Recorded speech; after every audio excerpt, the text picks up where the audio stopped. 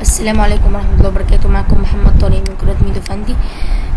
النهاردة جايب لكم باتش جميل جدا، باتش الدوري المصري وكل كل الدول العربية تقريبا موجودة فيه.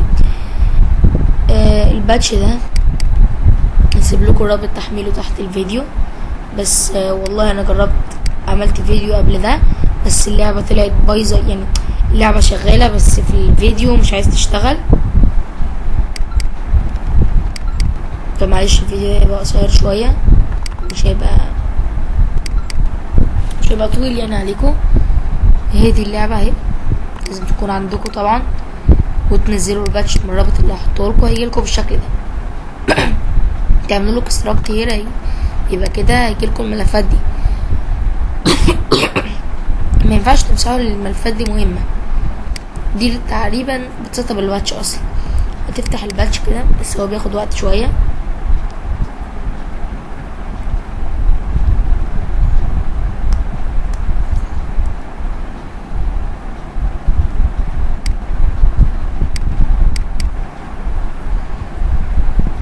كبير بس هو هينزل جيجا ونص، وعشان هو كان مضغوط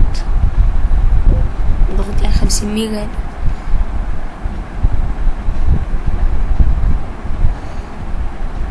عايز اوريك كل حاجة مش كده.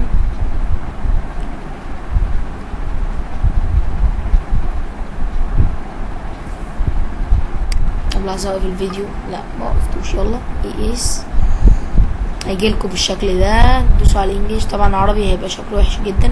دوسوا انجليش، اوك، نيكست. هتختار مكان اللعبه اللي انت حاططها فيها من هنا وهتدوس انستول. طبعا انا مش محتاجه تاني لان انا عملته خلاص. واللعبه كل ما بشغلها في برنامج التصوير بتبقى انا شايفها وشغاله معايا، ولكن انتوا بالنسبه لكم مش هتبقوا شايفينها، فبلاش اللي انا افتحها لانها مش هتبقى حلوه. وياريت لو الفيديو عجبكم المرة الجاية كمان هيبقى فيه فيديو لتحميل جرافيك، يعني جرافيك خيالي للعبة اسمه بيوتيفول سويت اف اكس. ده جميل جدا، وممكن يعني زي ما انتم شايفين في هاي ملفات اللعبة، الهاي واللو والميديا، في كل حاجة هنا.